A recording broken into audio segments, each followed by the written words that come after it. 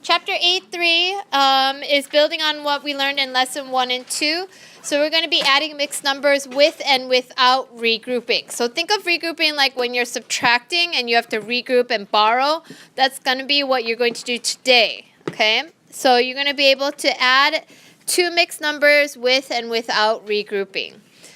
Here's the example on page 174. In this lesson, you will learn what you learned about adding fractions in mixed numbers to add two types of mixed numbers. Up until now, you've only done one fraction and one mixed number. Today, it's going to be two mixed numbers, okay? Here we go. Evelyn walks each day to stay healthy. What a healthy girl she is. Her journal shows the number of miles she walked on Monday and Tuesday. How many miles did she walk in 2 days? So looking at her journal, on Monday, she walked 3.5 miles. And on Tuesday, she walked 2 4/5 miles. The question was asking me how many miles did she walk, in the 2 days. So when it's asking how many miles in the 2 days that she walked, what operation does that tell me I'm going to be doing? Addition, correct. Addition. Okay? So I'm going to add 3.5 and 2 4/5. Now, when I do this, I'm going to make sure that my whole numbers are lined up and my fractions are lined up. Okay?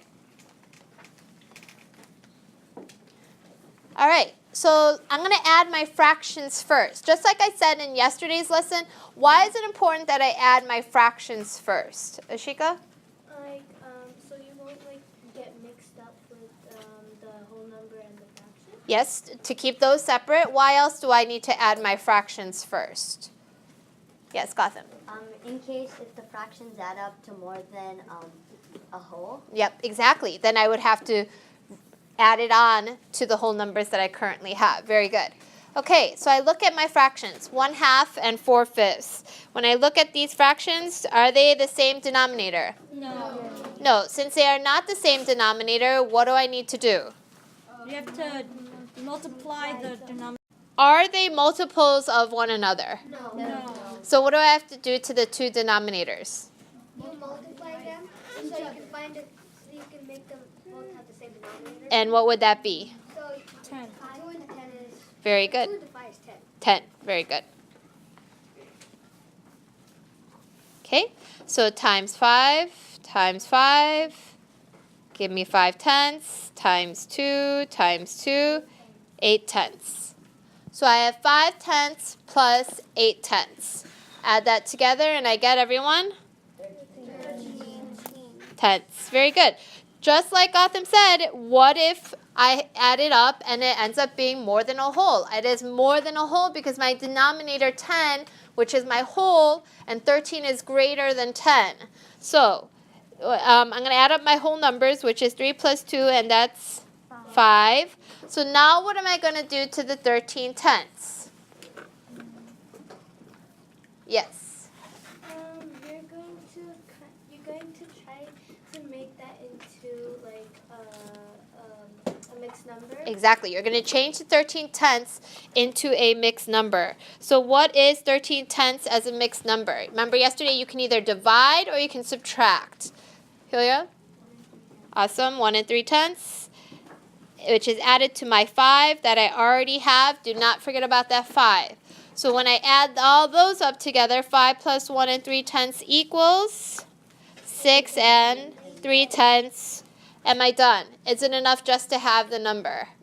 No. Remember, go back to the question. How many miles did she walk in 2 days? So she walked 6 3/10 miles in 2 days. Make sure you have the full label. Okay, so here's another example. We have 4 1/6 plus y. If y equals 5 1/3. Okay? So, it's in your book. So we're going to take 4 1/6 plus y is actually equal to 4 and 1/6 plus 5 and 1/3. Remember last chapter when we did evaluating algebraic expressions? So whatever y is, which is up here, is going to go in that place. So it's 4 and 1/6 plus 5 and 1/3. Okay? Now I get to look at the denominators, 6 and 3, and I see that they are not what? Not the same. Okay? So are they multiples of one another? Yes. Okay, so we can keep it as 6. So 4 and 1/6 does not change, but the 1/3 does change into 5 and 2/3. 2/6. 5 and 2/6. Right. Okay, multiplied by 2, you get 5 and 2/6. Now, even though they wrote the problem horizontally, if you visually like to see your problems written vertically, up and down, rewrite the problem that way, okay? But if you like to see it horizontally, this is another way that you could solve it, okay? Whatever works for your brain and whatever is easier for you guys to follow along and visually understand, do it the way that works for you, okay? So, again, fractions first. What is 1/6 plus 2/6? 3/6. What is 4 plus 5? 9. Am I done? No. It's not in simplest form. All your fractions need to be in simplest form. From here on out, never again will they ever be left in its improper form. Okay? So 9 and 3/6. 3 and 6?